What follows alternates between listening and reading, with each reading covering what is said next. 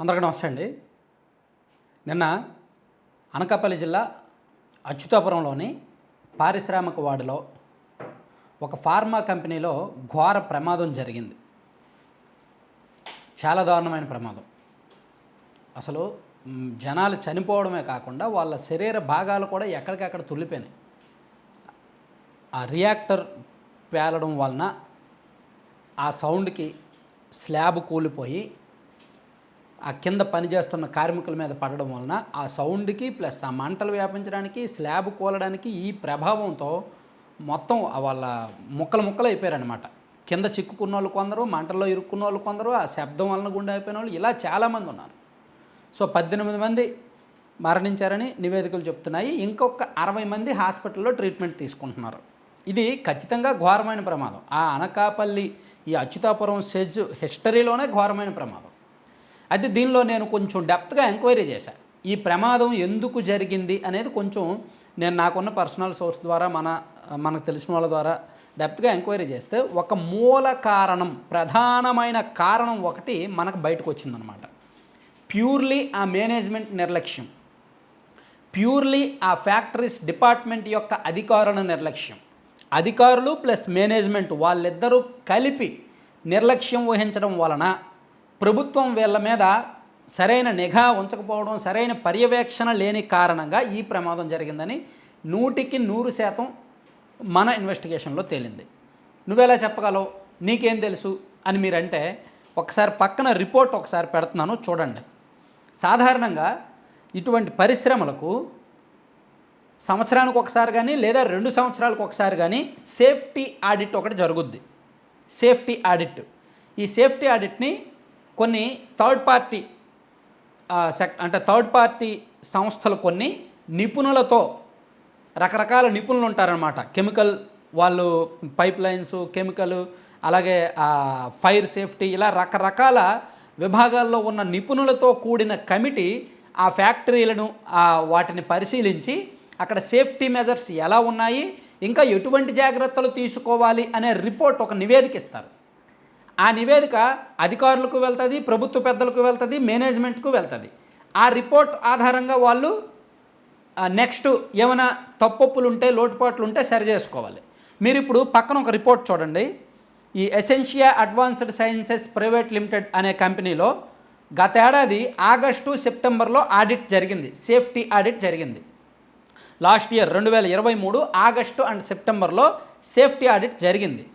ఆ ఆడిట్ రిపోర్ట్లో నేను పైప్ లైన్స్కి సంబంధించి వాళ్ళు కొన్ని అబ్జర్వేషన్స్ చెప్పారు. ఆ కంపెనీలో, ఫార్మా కంపెనీ, ఖచ్చితంగా కెమికల్స్ వాడతారు. ఆ భయంకరమైన కెమికల్స్ వాడతారు. అందులో వాడే కెమికల్ మిథనాల్కి సంబంధించి ఏదో ఉంటుందంట. అది పెట్రోల్ కంటే మరింత 4-5 రెట్లు ఎక్కువగా హైలీ ఫ్లేమబుల్ అనమాట, విపరీతంగా మండుద్ది. సో అంత గాఢత ఉన్న కెమికల్ని వాళ్ళు పైప్ లైన్ ద్వారా ఒక రియాక్టర్ నుంచి మరో రియాక్టర్కు, లేదా ఒక రియాక్టర్ నుంచి మరో పనిచేసే చోటికి పైప్ లైన్ ద్వారా తరలిస్తుంటారు. ఈ పైప్ లైన్లు సరిగా లేవు, మీరు సరి చేసుకోవాలి అని ఒక రిపోర్టు దాదాపుగా 9 నెలలు అంటే 1 ఇయర్ అయింది. ఆగస్ట్ నుంచి ఆగస్టు 1 ఇయర్ అంటే కరెక్ట్గా 1 year back safety measurement third party safety ఆడిట్లో రిపోర్ట్ ఇచ్చారు. మీరు అది పక్కన చూడొచ్చు. అందులో పాయింట్స్ కూడా నేను చదివి వినిపిస్తున్నా చూడండి. అందులో మీకు హైలైట్ చేసి ఉన్నాయి కొన్ని పాయింట్స్, అవి కూడా జూమ్ అవుతాయి, ఒకసారి చూడండి.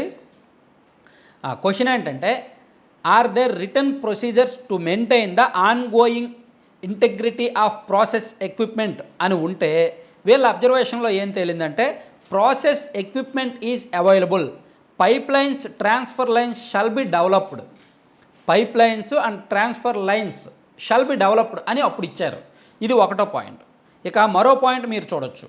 Weather all such equipment including pipe lines and flammable materials are properly bonded and earthed అని ఒక క్వశ్చన్ ఉంటే, దానికి వీళ్ళ అబ్జర్వేషన్ సేఫ్టీ నిపుణుల ఆడిట్లో ఏం తేలింది, yes provided with double earth bonds అని ఇచ్చారు. అలాగే ఇంకొంచెం కిందకి రండి. Are corrosion protection measures employed in pipe lines అనే క్వశ్చన్ ఉంటే, recommended for implementation for pipe lines protection system అని ఇచ్చారు.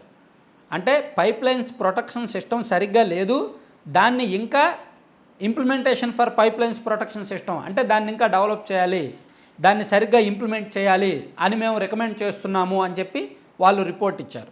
అలాగే తర్వాత చూడండి, what is the frequency and method of testing of the pipe lines. అసలు ఆ పైప్ లైన్ని టెస్ట్ చేయడానికి మీరు ఏ మెథడ్స్ ఫాలో అయ్యారు చూస్తే, pipeline testing methodology shall be implemented at అని ఇచ్చారు. అలాగే కింద చూడండి, is there written procedure for tackling leakages in pipeline అని ఉంటే నో ప్రొసీజర్ ఎస్టాబ్లిష్డ్. అర్థమైంది కదా. Is there written procedure for tackling leakages in pipeline ఉంటే నో ప్రొసీజర్ ఎస్టాబ్లిష్డ్. అసలు పైప్ లైన్లో లీకేజీకి సంబంధించి ఏమైనా రిటర్న్ ప్రొసీజర్ ఉందా అంటే నో, లేదు అని ఇచ్చారు. అంటే మీరు ప్యూర్లీ చూడొచ్చు, ఈ రిపోర్ట్ అంతా కూడా ఆ కంపెనీకి సంబంధించే. మీరు పైన కూడా చూస్తే Essentia advanced sciences private limited అనే వాళ్ళకి లాస్ట్ ఇయర్ జరిగిన సేఫ్టీ ఆడిట్ యొక్క రిపోర్ట్ ఇది నేను మీకు చూపిస్తున్నది. ఇది మనకి ఎక్స్క్లూజివ్గా వచ్చింది. మేబీ వేరే ఛానల్స్లో చూపిస్తున్నారో లేదో నాకైతే తెలియదు, మనం ఎక్స్క్లూజివ్గా సంపాదించాం ఇది. కింద కూడా చూడండి, వాళ్ళు ఇచ్చిన రిపోర్ట్స్, వాళ్ళు ఇచ్చిన రికమెండేషన్స్లో ఉంది, found the life lines for provided for the pipe lines without that walk way recommended to provide suitable safe approach అని ఇచ్చారు. అంటే ఎన్ని రికమెండ్ చేశారో చూడండి ఆ సేఫ్టీ అధికారులు, సేఫ్టీ నిపుణులు. సేఫ్టీ ఆడిట్లో ఎంత క్లియర్గా చెప్పారో చూడండి. పైప్ లైన్స్ సరిగ్గా లేవు, మీరు సరిగ్గా నిర్వహించట్లేదు, లీకేజెస్ ఉన్నాయి, మెయింటెనెన్స్ సరిగ్గా లేదు అని చెప్పారు. అలాగే కింద ఇంకో పాయింట్ చూడొచ్చు, recommended to provide flow direction marking on the pipe lines at visible areas and displayed the colour legend అని ఇచ్చారు. అట్లాగే recommended to improve the awareness and fire fighting skills of the team. The audit team while interacting with the QC personal found the skills were lacking. అర్థమైంది కదా ఇది. ఇట్లా ఏమైనా ప్రమాదాలు జరుగుతున్నప్పుడు ఇంప్రూవ్ అవేర్నెస్, ఫైర్ ఫైటింగ్ వాళ్ళని అవగాహన కల్పించాలి. Skills of the team, fire fighting skills of the team, అక్కడున్న పని చేస్తున్న వాళ్ళకి అవగాహన కల్పించాలి, వాళ్ళలో ఇది పెంచాలి. కానీ అదేమీ చేయట్లేదు అని ఇచ్చారు. అలాగే found the process area team skills are lacking for responding in emergency. Recommended to provide effective training and mock drills అని చెప్పారు. అలాగే అక్కడ సిబ్బందిని, ఇప్పుడు ఇటువంటి పరిశ్రమల్లో, కెమికల్ అండ్ ఫార్మా పరిశ్రమల్లో పనిచేస్తున్న వాళ్ళు, అక్కడ పనిచేస్తున్న కార్మికులకు ఒక ట్రైనింగ్ ఉండాలి. ఏమైనా ప్రమాదాలు జరిగినప్పుడు వాళ్ళు ఎలా బయటపడాలి అనే ట్రైనింగ్ ఉండాలి, వాళ్ళకు మాక్ డ్రిల్స్ నిర్వహించాలి, సేఫ్టీ మెజర్స్ నిర్వహించాలి, అన్నీ ఉండాలి. కానీ ఏమీ లేవు. ఇప్పుడు ఈ సేఫ్టీ ఆడిట్ రిపోర్ట్ ఉందో చూసారా, ఈ రిపోర్ట్ని ఒక థర్డ్ పార్టీ ఏజెన్సీ వెళ్ళి ఆ పరిశ్రమను పరిశీలించి ఒక రిపోర్ట్ తయారు చేసి పరిశ్రమ యాజమాన్యానికి ఇస్తారు, జిల్లా అధికారులకు ఇస్తారు, అలాగే ప్రభుత్వానికి కూడా ఇస్తారు. సో ఈ రిపోర్ట్ చూసిన వెంటనే ఆ జిల్లా ఈ ఫ్యాక్టరీస్ డిపార్ట్మెంట్కి సంబంధించి ఎవరైతే అధికారులు ఉన్నారో వాళ్ళు ఉంటారు, చీఫ్ ఇంజనీర్లు, చీఫ్ మేనేజర్లు వాళ్ళు ఉంటారు, జిల్లా స్థాయి అధికారులు, వాళ్ళు ఇమీడియట్గా ఇది చూసి ఆ కంపెనీ వాళ్ళతో, ఆ ఫ్యాక్టరీ వాళ్ళతో మాట్లాడాలి. అరే బాబు, మాకు ఈ రిపోర్ట్ వచ్చింది, మీరు పైప్ లైన్స్ సరిగ్గా నిర్వహించట్లేదు, ఇమీడియట్గా అది సరి చేసుకోండి, అప్పటి వరకు మీ కంపెనీలో ప్రొడక్షన్ ఆపేయండి అని చెప్పి సీరియస్ ఇన్స్ట్రక్షన్స్ ఇవ్వాలి.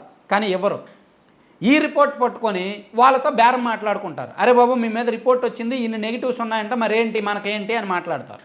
అంటే నేను అలా అందరి గురించే చెప్తున్నా, నాట్ ఓన్లీ దిస్ సిచ్యుయేషన్, నేను మామూలుగా అబ్జర్వేషన్ చేసి చెప్తున్నా. ఆడిట్ చేయడం తప్పు కాదు, ఆడిట్ రిపోర్ట్ని ఎలా వాడుకుంటున్నారు. ఈవెన్ ఇందాక పవన్ కళ్యాణ్ గారు, డిప్యూటీ సీఎం గారు చెప్పారు, ప్రతి పరిశ్రమలో కూడా ఆడిట్ చేపిస్తాము, సేఫ్టీ ఆడిట్ చేపిస్తాము అన్నారు. ఎస్, చేపిస్తారు, సేఫ్టీ ఆడిట్ చేపిస్తారు. సేఫ్టీ ఆడిట్ ఎందుకు చేపిస్తారు? సేఫ్టీ ఆడిట్ వచ్చిన తర్వాత రిపోర్ట్ మీద ఏమి యాక్షన్ తీసుకోవాలా, గత 5 ఏళ్ళు ఎటువంటి యాక్షన్స్ తీసుకోవాలా, వాళ్ళతో బేరాలు ఆడుకున్నారు, ఆ కంపెనీ వాళ్ళతో బేరాలు ఆడుకున్నారు. అరే బాబు, మీ కంపెనీలో ఈ లోపాలు ఉన్నాయి, ఒక్కో లోపానికి 50,000 1,00,000 బేరాలు ఆడుకొని చేస్తారు తప్ప అంతకుమించి ఏమీ చేయరు. ఎల్జీ పాలిమర్స్లో జరిగిన ఘటనకి ఇటువంటి నిర్లక్ష్యమే కారణం, నిన్న జరిగిన ఘటనకి ఈ నిర్లక్ష్యమే కారణం. అంటే ప్రమాదం జరుగుతుందని తెలిసినా, అక్కడ సేఫ్టీ ప్రికాషన్స్, పైప్ లైన్స్ సరిగ్గా లేవని తెలిసినా నిర్లక్ష్యం వహించిన వాళ్ళ మీద ఏం చర్యలు తీసుకోవాలి? తీసుకునే దమ్ముందా ప్రభుత్వానికి? ఎల్జీ పాలిమర్స్ ఘటనలో అలాగే నిర్లక్ష్యం వహించారు, ఎవరి మీద పెద్దగా యాక్షన్స్ లేవు, మరి ఇప్పుడు కూడా అలాగే చేస్తారా? చూడండి ఎంత దారుణం. మన సొసైటీ, మన వ్యవస్థలు, మన ప్రభుత్వాలు, మన అధికారులు ఎంత కళ్ళు మూసుకుపోయి ఉన్నారో చూడండి, ఎంత అవినీతిలో కూరుకుపోయి ఉన్నారో చూడండి. ఈ 18 మంది చనిపోవడానికి ఎవరు కారణం?